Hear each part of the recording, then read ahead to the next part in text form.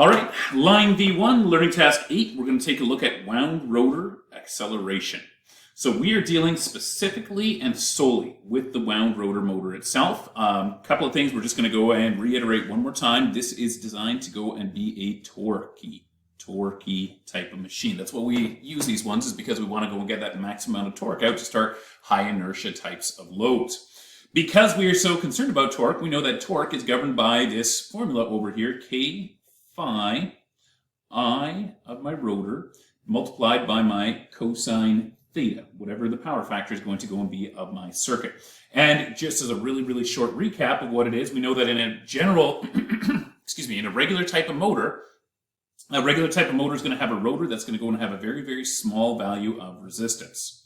So we've got a small value of resistance, that's going to be for a regular, we'll just call that the squirrel cage induction motor, the skim.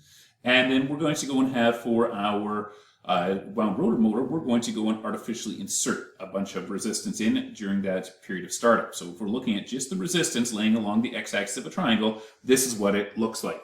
When we go and start the motor up, the very first thing that we are going to do on any type of motor, whether it's going to be my wound rotor motor or whether it's going to be my squirrel cage induction motor, is I'm going to go and apply power to the stator.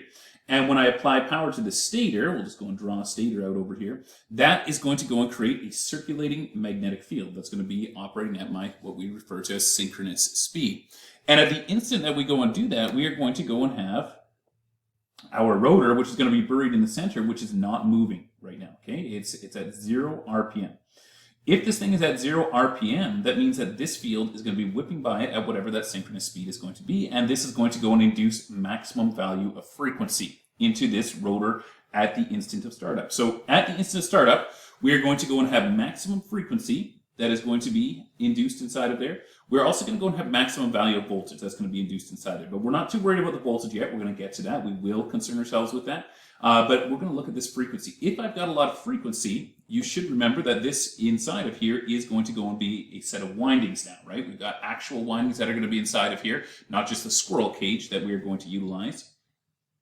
Because we have got windings inside there, they have got this thing called inductance, right? L is equal to my n squared mu A all over top of little l, which is going to go and give me the inductance. That's all going to be physical properties of those windings. And ultimately, we know that that L goes and forms out this other thing that's going to be called XL, which is going to be my inductive reactance, which is equal to 2 pi FL, which, if we take a look at that, we see that this whole thing is going to be very dependent upon frequency. When my frequency is high, the way that it is at the instant of startup over there, I am always going to go and have a maximum XL inside of any type of a rotor from any type of a motor. So if I take a look at my squirrel cage induction motor, I'm going to go and have a maximum XL. If I take a look at my wound rotor motor, I'm going to go and have a maximum XL as well, right? Just at that instant of startup, which is then going to go and give me differing angles that we are going to go and have. If I take a look at this one over here in my wound rotor motor, I see that's a lower angle or a better power factor than what I see over here on this squirrel cage induction motor. At the instant of startup, we get a far better power factor because of this angle over here that we are going to go and have off of our wound rotor motor, and that power factor is really going to go and translate over here to that, the cosine theta. That is going to go and become a multiplier of my torque. We are concerned with rotor current, but we're also very concerned with rotor power factor for us to go and develop torque. Now, we covered all of that stuff inside of the wound rotor motors. What we're going to see throughout this is that we are going to go and make continual adjustments based upon what's going to be happening as I accelerate my motor.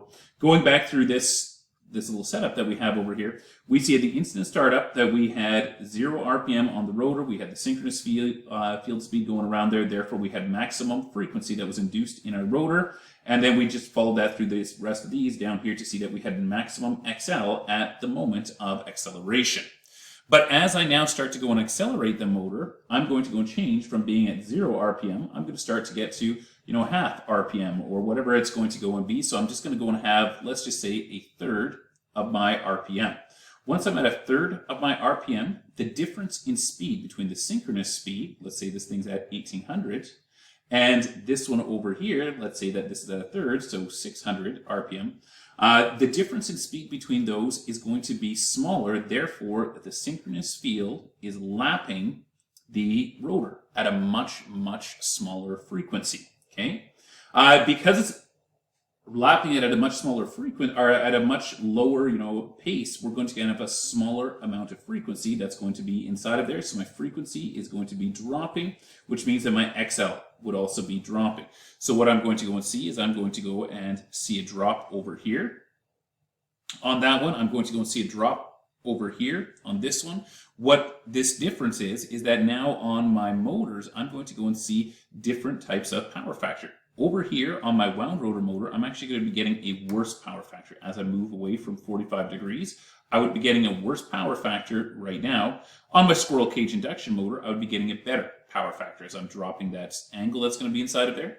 But the skim just doesn't have the starting torque. That's why we're using this one. We see that we start to go and lose power factor over here. We start to get a worse power factor, which is going to, if this drops, it is going to go and drop my torque. So what we're going to do, because we have got less XL, we're just going to go and counteract that by having less resistance. So we're going to shrink our resistance, which is going to go and once again bring us back to a good phase angle. And then my motor continues to speed up, which is then going to go and once again, we'll get this thing, let's call this thing up to 2/3 RPM. If I'd be at 2/3 RPM, the frequency that the synchronous field is lapping the rotor field is going to be smaller. Therefore, my induced frequency goes down. Therefore, my XL goes down once again, and I would see down my XL is going to be much lower. And so as a result, I'm going to have to go and shrink down my resistance much lower to maintain that 45 degrees that I'm looking for as being ideal off of these. Okay, we're going to go and do that. We're going to watch a motor accelerate. As that motor accelerates, we're going to go and see a dropping XL. And because I've got a dropping XL, I'm going to control the amount of resistance. I'm going to, through my controls, be dropping this resistance off in stages, trying to maintain the perfect phase angle off of here. That there is a 7-minute explanation of what we're trying to do. Now let's go see how we try and do that. Two main ways that we are going to go and do this. First one is going to be called definite time acceleration, where we are going to go and have timers, what we see over here, that are going to go and respond. Where we're going to start this thing up, we're going to have full values of resistance inserted inside of my rotor at the instant startup, because all these contacts will be open, and then we're going to go and, through timing, close down and then close down, take out these resistances or shrink back that resistance that we would have. This is great for ease of control. It's a relatively simple type of thing to go and set up. It's not good when I've got changing load conditions, because I've got absolutely no way to go and sense when I've got a heavy load versus a light load. Now, we do usually use these inside of high torque applications. If I know what my load is, let's say that I'm using one of these, a great example for one of these would be inside of a crusher or a ball mill. You got that massive ball mill at the Princeton copper mine. They're going to load that with a definite amount of tonnage. They know what their limits are. They're not going to go over top of it, because then they're going to go and screw the system up. So if they're every time loading this thing under the same tonnage, they could use this type of a situation. But if they didn't know what they would be loading it with, some days, it's going to be lightly loaded. Some days it's not going to be, loaded at all. Other days it's going to be, loaded to the max. Then they would not be able to use this. Okay, let's go through this one over here. We're going to go through our control circuit over here. We're going to bring power the way that we always do, just up to all of our open contacts over here. And we're just going to go through the control circuit and build out our timing diagram. Then we're going to transfer a timing diagram to the contacts that we would see over here. If we would press the start button over here, that's going to go and pass power through all the way to my M, which is also going to go and energize my T1, and it's going to seal in M, and it's going to go and provide power up to here, and up to here. Let's go and draw that all out. We are going to go and have stop, start, and then I'm just going to go and name off all the rest of these: M, T1, T1A, T2A that I'm going to go and have over here. So we see that we have a start, push that we're going to go and deal with. At the instant that we apply that start push, we are then going to go and follow that out into what it turns on. We saw that when we applied the start, it is going to go and bring my M. It's going to energize that, bring that high. It is also going to go and bring my T1 high. And if I take a look at T1, I see that T1 has got an associated set of contacts over here that it is going to go and be timing. So T1, we're just going to go and put in a little value of time underneath here. We'll call that the time for T1. And at the end of T1 finishing its timing, then we're going to go and see what it would close in, which in this case is going to be it would close in here, which would go and provide power to T1A. So we'll just go and follow that through. We'd say T1A, which has been low up until now, goes high. And then when T1A goes high, we see that T1A has got an associated set of contacts as well, which is going to be these ones over here. So we're going to go and apply it a small amount of time, whatever is going to be set on top of that timer over there. And then we're just going to go and follow that one down one more time over here. Bring all the rest of these lines over here. They're all still high. And we see that when T1A closes in, that it's going to go and provide power to T2, which is going to go and instantly seal itself in through a non-timed contact that we are going to go and have over here. T2A, by the way, is not even a timing relay. If you take a look at 2A, we've got no timed contacts. This thing is just going to be a regular relay. This is a timing relay, and this one's a timing relay. But T2A, although it's got the T designation, it's a timed contact. It is not an actual timer.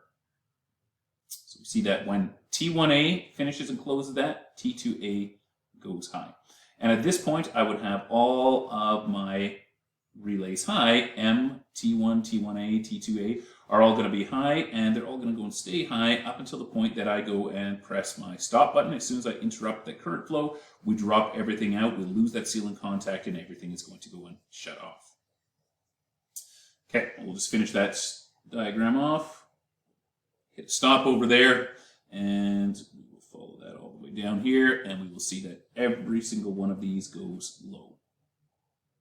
Low, low, low, like that. Okay, so now let's go and take what we have for our timing diagram over here. We're going to go and apply it into our motor circuit. If we take a look at our motor circuit, we can go and trace power through once again. It's going to be up to here that we are going to go and have. We see that the instant that we go and press our start button, we are going to go and close in all of my M contacts, right? M contact goes high, as well as T1 goes high. I have no other contacts associated with T1 other than this one over here. So the instant that I go and close in, what I'm going to go and have is I'm going to have full power now applied to the motor, which is going to go and be fluxing out that rotor, which is then therefore going to be generating values of voltage and current. So we are going to go and have inside of our rotor circuit these lines over here that are going to be running. Let me just redraw those a second. I know it looks silly what I'm doing over here, but it just helps us to see the operation here in a minute. Okay, so this is the first set that we've looked at right now. We're just examining that we've pressed the start, and we see that that yellow line over there, the motor contactors come on. We've got full resistance that is going to be placed inside of my rotor circuit over here. We time, that's the next thing that's going to be happening inside of here. So we're going to be timing, and then as soon as timer 1 has finished timing, and this could be, 30 seconds, whatever it is, then we are going to go into our next step. And our next step after we finish T1 is that T1A is going to go high. When T1A goes high, it's going to go and close these over here. When it closes those over there, we are going to go and short circuit this, right? There's not going to be any need for that voltage to travel through there. So now my only rotor current is going to be going through a smaller amount of resistance, right? We've created a little Y on the rotor over here. That's a delta point. And we've cut out half of our resistance. Lovely.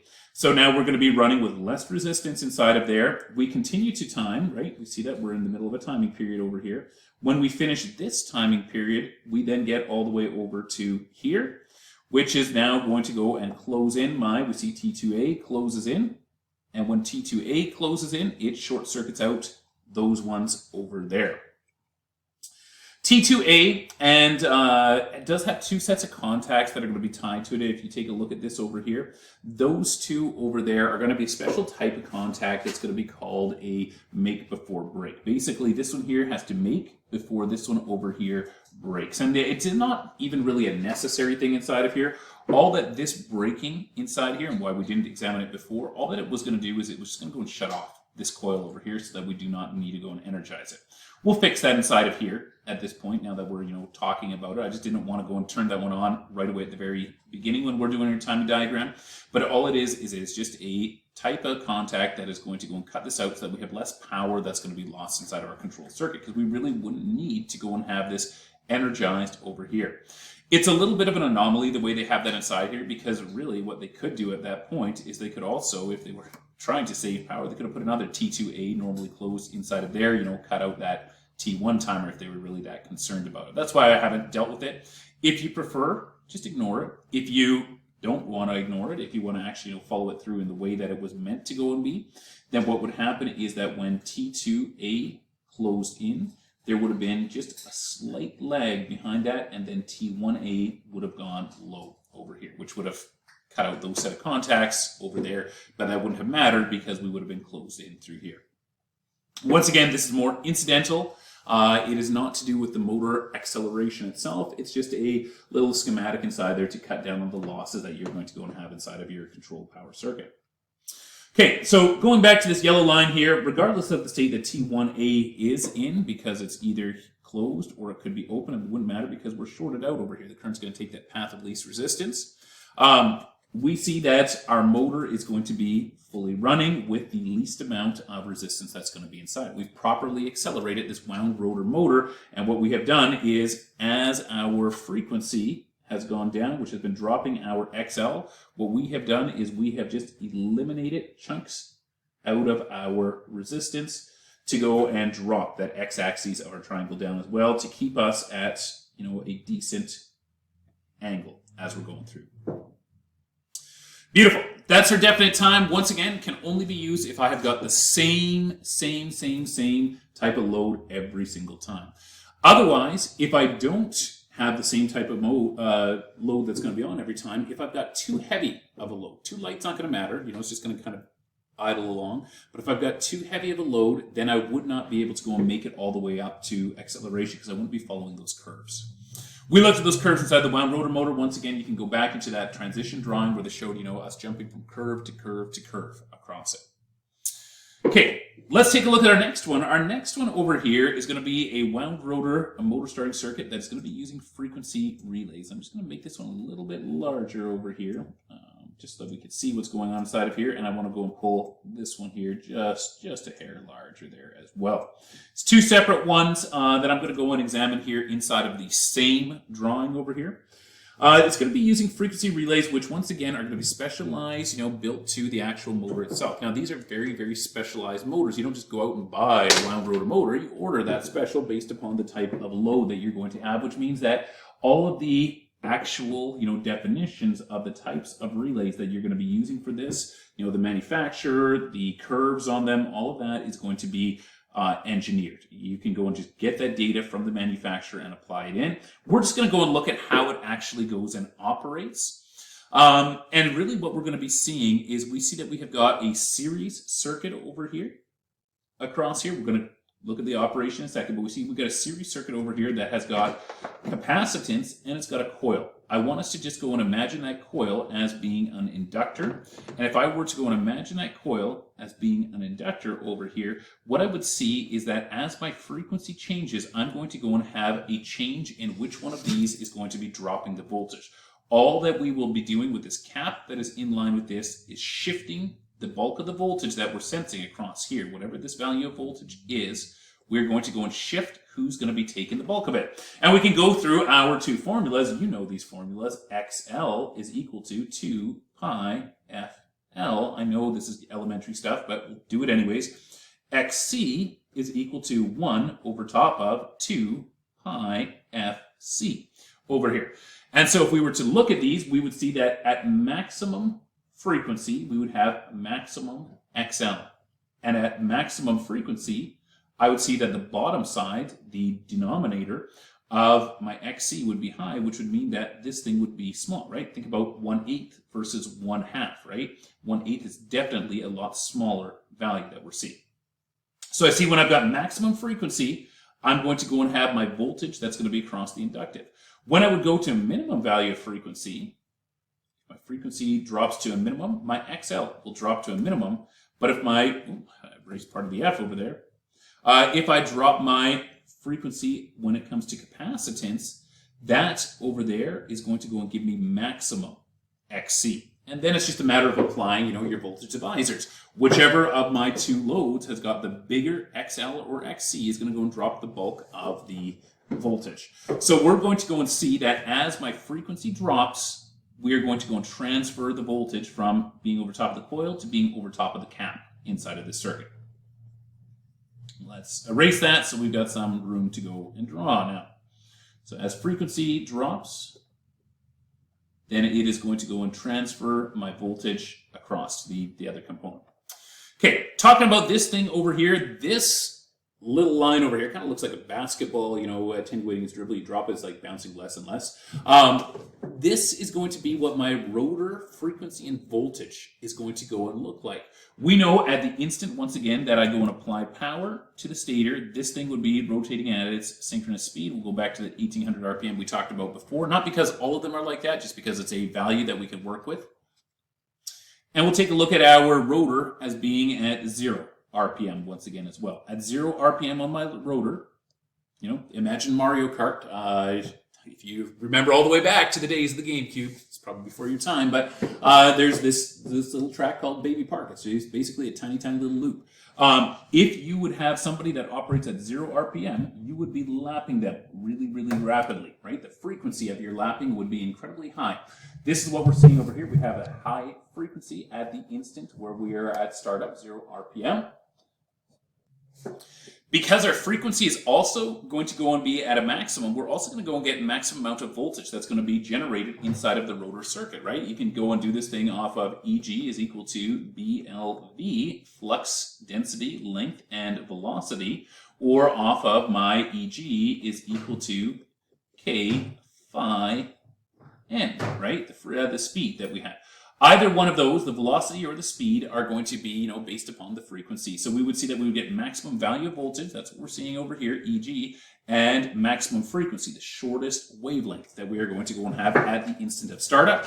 But then as this thing starts to go and increase, we get up to, 600, we are then going to be getting lapped less often. Therefore, the frequency is going to go down, which is going to go and start to widen this out over here. And because we've got a smaller amount of frequency, these two over here, my generated value of voltage is also going to have gone down.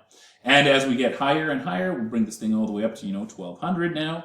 Once we get up to 1200, we are going to go and have a really, really long wave, a low frequency with a really, really low value of voltage that we are going to go and see across here. What does this do to my circuit? Well, this is going to go and control when each of these relays are going to go and operate. Going back into this one now, erasing all what we don't need to see here anymore, and looking at the actual timing of this thing. The instant that I go and press start, check how simple this control circuit is. It's just a 3-wire stop-start circuit over here. The instant that I go and press start over here, I'm going to go and power up. I'm going to go and seal in my M contactor over here, which is going to go and seal these ones in over here. I'm going to pass current through my overload heaters into the motor, and this is instantly going to go and set up a rotating magnetic field. We're going to go just call this SF, synchronous field, that we have got going on over here. That synchronous field is going to go and generate, at this instant, a high value of voltage with a high amount of frequency. So if I have got a high value of voltage or a high enough value of voltage, that is going to go and energize these relays over here, right? We've got voltage that's induced across the rotor over here. The instant that they go and energize, their contacts, 1A has got these contacts, 2A has got these contacts. They're normally closed, but we've energized it, therefore they're going to be sitting open, open, open, open over here, which means that right now, boom, we are going to go and have... Right now, we are going to go and have current that is going to be flowing all the way through these like that. So those contacts are holding it open, forcing all the current to go all the way over here to this Y point in order to go and have a complete path. We're going to go and get rotation. This motor is going to start coming up to speed. As that motor comes up to speed, we're going to go and hit a point where my voltage and my frequency are going to have dropped. Now, it's still going to be sufficient to hold it in, but what's happened is we said that once again, when frequency was dropping, that we saw that my XL would be dropping, but my XC would be rising. So this is dropping, this is rising, which means that the overall impedance over top of this is now going to be, it's a series circuit. This is going to be dropping the bulk of my volts across it, which means that this one is going to go and drop out early because most of my volts are going to be seen in this section across that cap over there. Soon as 1A goes and drops out, what it's going to do is it's going to reclose its normally closed contacts, which is going to go and take out that section over there. Okay, so we're partially up to speed. We continue accelerating now because we're into, second step. We get to another point over here where now the voltage and the frequency are so low that not even this relay can stay energized. When that relay can no longer stay energized, it is going to return to its at-rest state as well, which is going to go and take out the rest of my resistance from that starting circuit over here. At this point, the motor would be operating with zero resistance left inside of that rotor. It's lovely. Means that we're going to be operating at full speed for this motor. We've accelerated our way through. The nice thing about this is it's going to go and be responsive to load, right? Because these are just being triggered off of voltage and frequency. This one's triggering somewhere here. This one's triggering somewhere over here. They're triggered off of voltage and frequency. And if I've got a big heavy load, it's just going to take me a longer amount of time. This is going to take me a longer amount of time before I get up to that amount of speed because it's, motor's grunting its way through, trying to push through there. And it's going to take it a longer time to get through to here. But it's automatically sensed off of the rotor itself.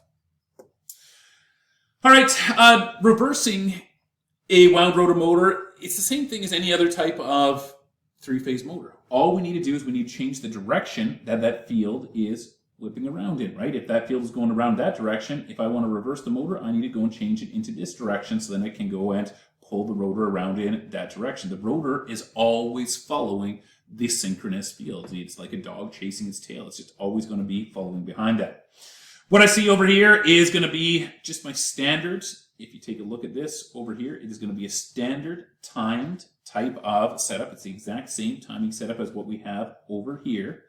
It has now just been lengthened out over here because they're doing it across a larger control circuit because they had to add in a couple of new components into, well, not new, but a couple of more components. I'm going to have my forward. I'm going to go and have my reverse like that they needed to go and add in.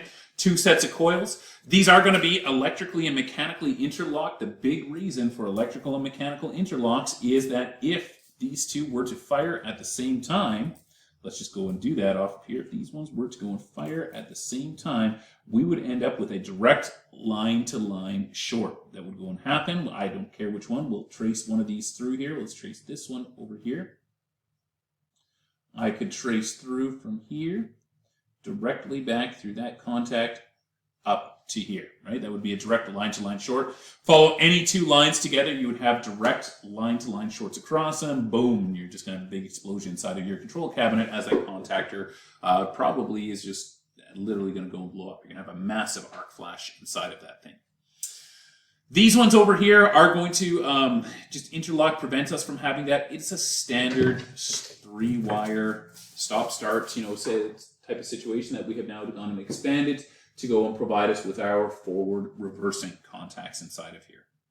Once again, same timing. I'm not going to go through the timing off of it because it's the exact same as this one over here. We're going to start M coils closes, the T1, the T1A, then the T2A, which takes that out. You can go back to here, and once again, when you hit start, it doesn't matter whether you're in forward or reverse. Either one of those is going to go and hammer the rotor control circuit. Really, if you take a look at this is stator controls on this side, inside of the green box. This is all rotor controls inside of here. And the big difference is whether we're operating forward or reverse, we're going to have a set of contacts over here that are in parallel so that we can energize the rotor circuit the exact same no matter whether we're operating in forward or reverse. You can get more complicated with this, add in anti-plugging with timing relays and a bunch of other stuff to this one. But all that it's showing is that to reverse, we just interchange our line leads through a set of contactors using those forward and reverse. Okay, let's move on to this one then, which is going to be where we are going to go and use this to regulate speed. Now, let's be very clear about what the wound rotor motor is. It is designed for incredibly high inertia type of loads. It's designed for places where we need to go and have a massive, massive amount of torque that is going to be put out. Can it be used as a variable speed type of motor or a speed where type of motor where we can adjust the speed a little bit? Absolutely it can. And we will sometimes if that high inertia load does require us to go and vary the speed a bit. But if we just need speed regulation, and we can do that off of a standard skim squirrel cage induction motor, then we are going to do that through a variable frequency drive. When we look at drives later on, we'll cover how that's actually happening. Anytime that we are looking to go and regulate speed, we have to look at the load.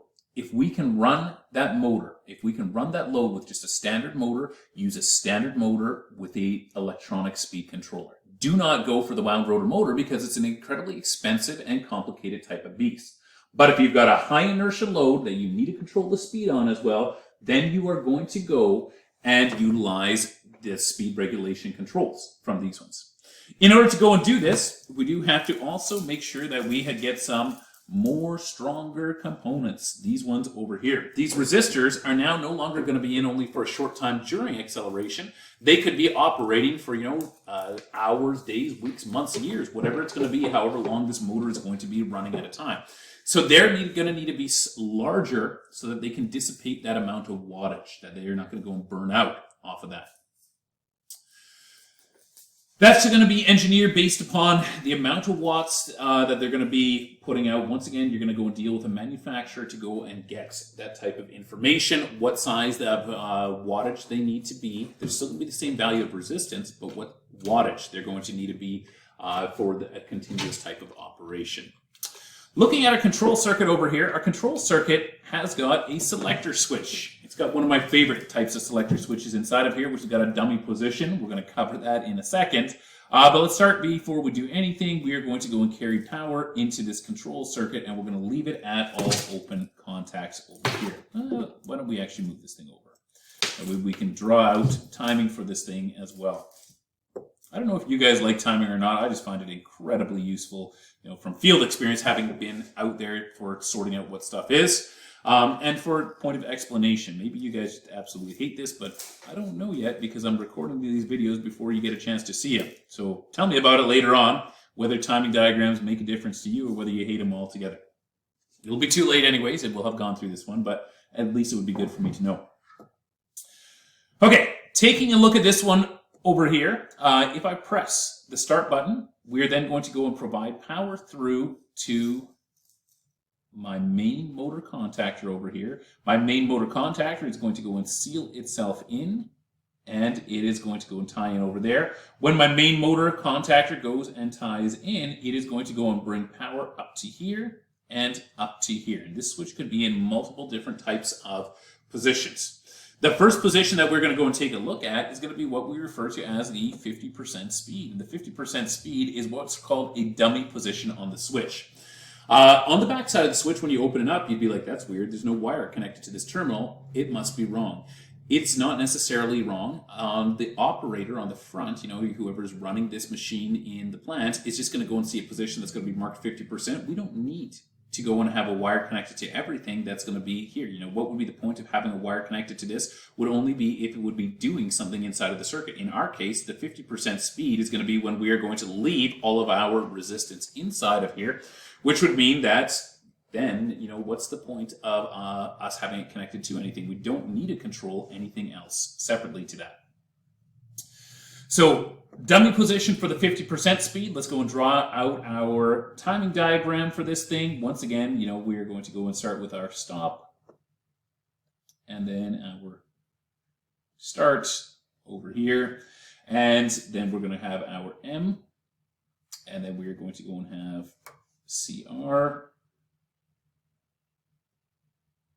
T1, T2, S1, S2 that we are going to go and have. These T1 and T2, S1, S2 are just the fact that these are contactors because they've got to carry a lot of current that are going to be closing in off of here, even though they're going to be directly controlled by the timers themselves.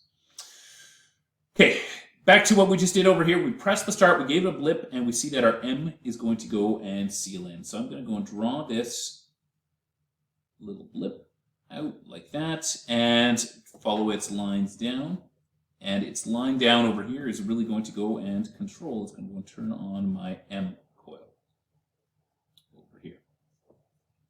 What this is going to do, when I turn on the M coil, we're now going to take just this far because that's as far as it goes. We see that at this 50% speed right now, that the only thing that is going to go and turn on is the M coil. We're never going to turn on this CR. We can't reach it through here. My power is stopped. We've diverted it to nothing, basically. Therefore, my timer is never going to activate. Therefore, CR never activates. These ones never activate. These ones never activate here. So under a 50%, all I'm going to go and see is closure of these contacts. When I close these contacts over here, I'm going to go and have main motor current flowing through my overload heaters into the motor itself. It's going to start my motor field, and it's going to induce values of voltage that are going to go around this resistive path. We're going to be operating with full resistance inside of that circuit over here. That's it for the 50% start. So we operate at 50% with full resistance inside of there. Why don't I just label that here as being 50%. Okay, this is where the timing diagram would stop if it was at 50%. If, however, I have got this thing moved to 75 now, we'll do that. If I move it now onto 75%, we're going to get a couple more things that are going to go and happen. The first thing is we're going to now pass current through to my T1 over here. When I pass current through to my T1, I'm going to go and start timing. I see that it does not hit my CR. I'm actually going to move these up. I should redo these ones in the order that they're coming down here. T1 and CR. So following this down over here, we see that it's going to apply power to my T1. When I go and apply power to my T1, T1 is then going to go and, I'm actually going to remove a bunch of these because I do want to reorder a whole pile. It'll make my drawing be much easier for the timing diagram for you guys to go and follow. So, sorry. T1 goes right over there. When we apply power to the T1, T1 is then going to go and start timing, and we see it controls this contact down over here. So I'm now at the 75%. If I'm at the 75%, the instant that I would go and close my M, I would also apply power through to my T1, which would then go and start its timing. And when it finishes its timing, we can follow that down and say, what would it go and affect? Well, we see that the thing that it would affect is it would close this at the end of that time, applying power through to my S1. So if I'm following this, I'm now going to go and take this over here, S1, it would go high at this point. And if S1 were to go high, we would see that over here, my rotor control circuit, that I would now go and short out that back end of my resistance, which would mean that my only path would now be through up to there, right? We're going to go and have all of that. That's going to be going through. Okay, that would be my 75% speed. Past that, I see that S1 over here doesn't do anything else. It closes the contact over here, but we never get through to that contact off of the CR. The CR never energizes because we're not through to that switch position. S2 never energizes because we don't have any way for us to go and close T2 over here as well. So I would see that at 50% or 75% operation, that I would go and have only these things closed in right now, what we have over here.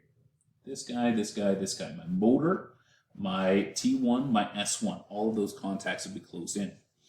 If I were to go and close this thing all the way down to the 100%, when I would go and press my start, I'm just going to go and step through this thing here right from the very get-go here. When I would go and press my start, I would get my M coil, which would energize. My M coil would then seal in through here. We would also go and see current that would go down through CR, which would also instantly energize, which would then go and energize my T1 over here. And when T1 would energize, then we would start timing off of our T1. Our T1 would go and time through. That's everything that we're seeing over here. When T1 would go and time through, it would operate S1. When S1 would go and operate, that would close this one over here, which would then go and get me up to applying power to T2, which would then go and time and apply power to my S2 ultimately. So what we'll see is that we are going to go and have everything inside of here that would get energized when I would go to that 100%. Still in the order, in steps. And we just follow those steps through over here. Once again, if we follow in S1, if we had the 100% switch closed, then when S1 would go and close, so when we would go and apply power here, we would apply power also to my CR. We'll just put that CR in there. And the CR would get its power that would have been applied the instant that we close that M contact. So it's going to go up to here. Tick, tick, tick, tick, tick, tick. We'll drop that one down here. That CR would have gone and closed in because we're at the 100% switching down here. And then once that would have closed in, we would have then provided power to T1. T1 does its timing. When T1 finishes its timing, it closes S1. At this point now, when S1 would go and close, we would see that that S1 and CR together being closed would have started up by T1. T2. I cannot pronounce the words here today, but we would have seen that that T2 would have started up, tied in over here. And when T2 were to go and start up, T2 would then start its own specialized timing. Here's the timing for T2.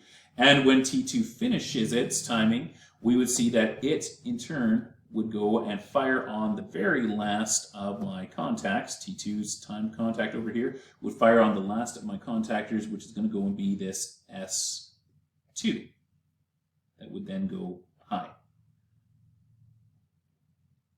And at that point, when S2 would have gone high, that would have closed in up top over here, like that, which would have gone and taken out this over here. Which would once again now bring us to the point where we no longer have any resistance inside of that rotor that we are going to go and have. It is a timed acceleration that we are going to go and have off of each of these, as we're moving from step to step before we drop these things out. But I can really go and put in stop marks onto my drawing. At 100%, my drawing, my timing diagram, would proceed all the way down to the bottom of the actual timing diagram. That's as far as that thing could go based upon the contacts that I'm enabling. Really, when I take a look at it, if I'm in the 75% switch, I'm only going to be able to get this far down the diagram. After that, everything would stay shut off below that. If I was at the 50% switch, everything below this would be shut off as well. So going back into here now, if I go into my 50% speed, and we won't look at the timing diagram over here, we'll just go and take a look at the motor contacts one last time off of this one. At my 50% speed, if I were to go and press the start at 50% speed, all I would see that would happen would be that my motor contactor would energize, delivering power into the motor, which would then go and induce and create power in the rotor. And that's as far as we would go and get when it comes to the actual wound rotor motor itself, or the acceleration. It would be operating with maximum resistance, therefore it would be operating at minimum speed. If instead of me operating at the 50, if I was going to go and operate at the 75%, then I would just go and follow that through. I would say that the instant I press my start button, I'm going to instantly have this that would close, providing power through, and I would instantly have power that's going to go all the way through my control circuit, or through my rotor circuit, that far. And I would see that after a certain amount of time, whatever set on T1, that my S1 would close over here, which would just take out power inside of there. So that would be my 75% operation. We had at the 75% switch, we would proceed all the way down to the 75% stop that we would have over here. If it was going to go and be my 100% switch, we would proceed all the way from the top to the bottom. We'll just go through it one last time.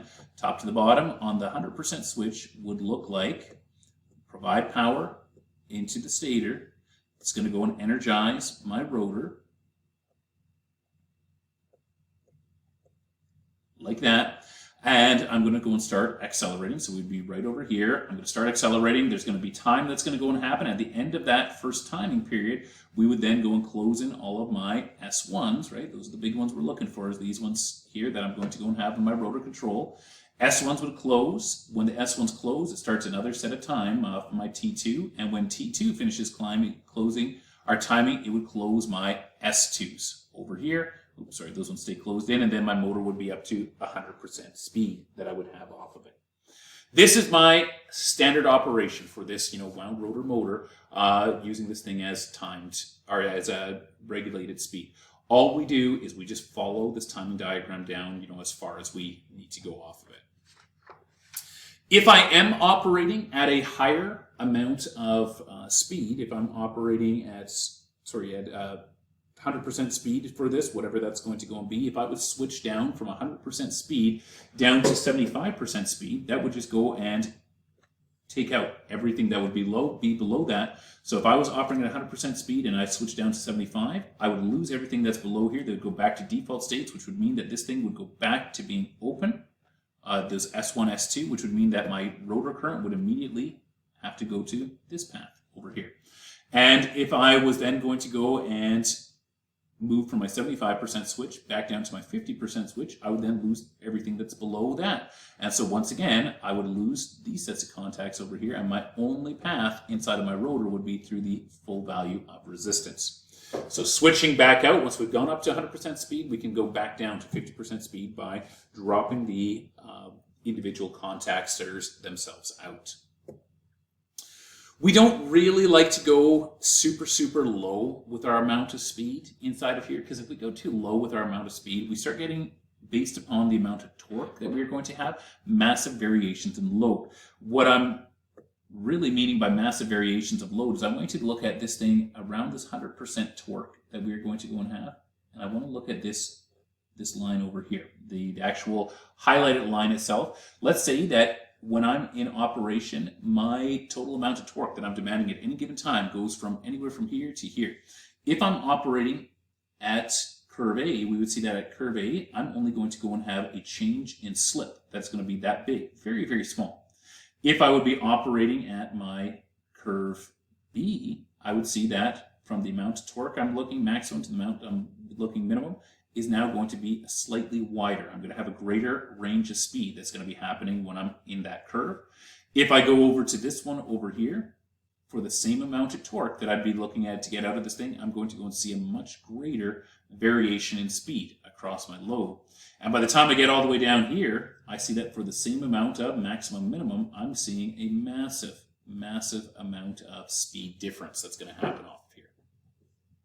It's just going to be what we refer to as very, very poor speed regulation. It's not very good at regulating or keeping its speed constant when we're inside of, maximum amount of resistance inside of here. Okay, the last thing that we're going to talk about is going to go and be regenerative controllers. Regenerative controllers are more common at this point. We used to have lots of big resistive controllers, but the problem with the big resistive controllers is those things got hot, and it was a waste of heat. We were not able to usually utilize that. Some places they could go and use it, for drying of components, chip drying, put it into electric kiln or something like that if you're working in a wood mill.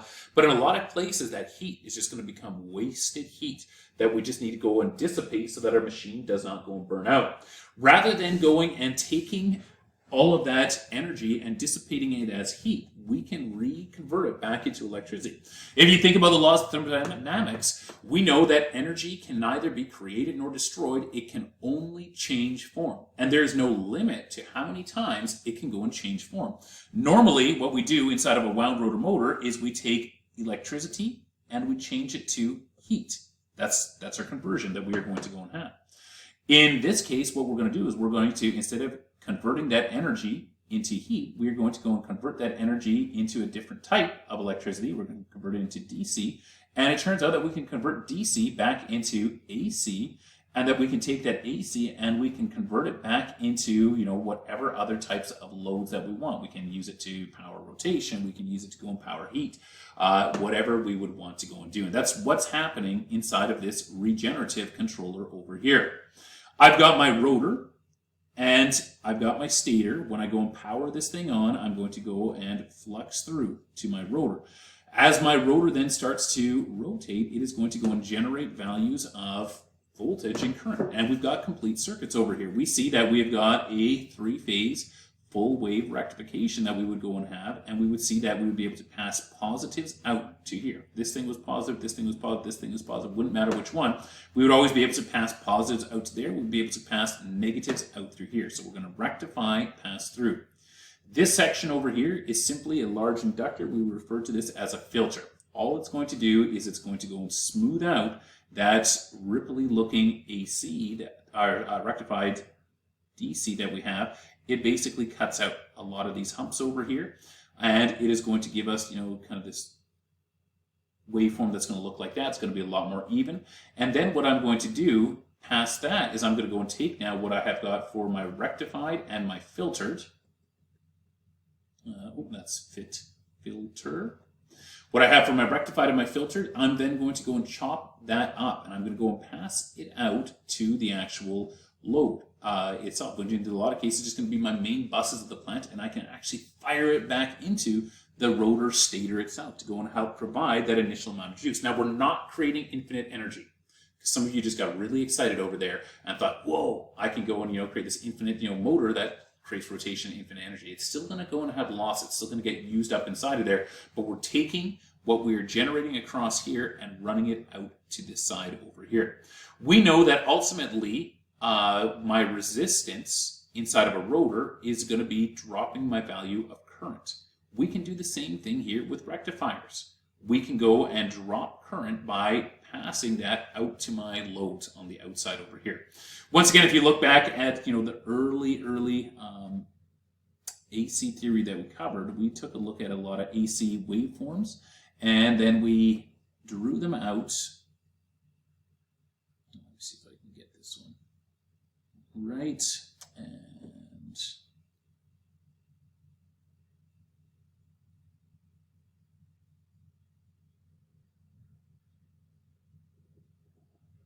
like that. And when we did so, we saw that we would go and have these times where we would be operating. Let me just draw that much more better over there. Where we would be operating, where one of my lines would be in the positive region. Take a look at that. That one's in the positive. Two others would be in a smaller negative region like that. It's the easiest way for us to look at this would be for us to go and say what we have inside of here. If I pause, freeze my frequency right over there, I could go and say that one of my lines is going to go and be positive, this one over here. The other two would be negative at that given instant, which means I can go over here, negative, negative, positive. And so what I can do is through my inverter, all my inverter is going to do is it's going to go and feed its positive through. So we're going to go and trigger this one over here, which is going to go and give me my positive through to this line over here, so I can feed that positive DC back out. And I'm going to go and trigger these two over here so they can go and feed their negatives. Connect to. I know it looks like we're feeding current inside of here. I'm just trying to show connections, that we can go and feed our negatives back out to those ones over there. We make connection through these two, from the negative to the two lines that are instantaneously negative. We make connection from this one to the lines that are instantaneously positive, and it just becomes another source of current. Rather than everything coming from a main source, it becomes another source of current that we can feed back into that motor itself. And we can do all of this gate triggering really, really easily by having a desired amount of speed and an actual amount of speed. You guys are going to hate this, but remember the op amp. The op amp is going to be a voltage sensitive device, right? Where we could go and use it like a little voltmeter. We're going to go and have a number of op amps inside of here that are going to go and be watching. Remember, the op amp is like we've got a little switch with an elf inside of there and a voltmeter. He's just going to be watching these lines over here to go and see if anything's more positive or more negative, and then it's going to go and switch to a positive or negative inside there, which we would then go and use to go and trigger. Gate, turn these ones on over here. Now this one is showing us utilizing SCRs inside of here, which would mean that we would have to be engineered. so that it's going to go and drop away to a certain amount of current. Because in SCR, we don't have that option to go and turn them off, right? We're looking at holding current that we would have to go and use. A better use for this one would be to go and use like an IGBT or FET or something like that, where we can go and operate them in enhancement or depletion and actually turn power all the way on and off. We'll cover components later on once we get into drives, our last section that we're going to be covering out for this year. We're going to take a look at how those drives operate with the solid state. But for now, just this over here is an inverter drive that's taking that DC and it's converting it to AC and feeding it back onto the lines itself.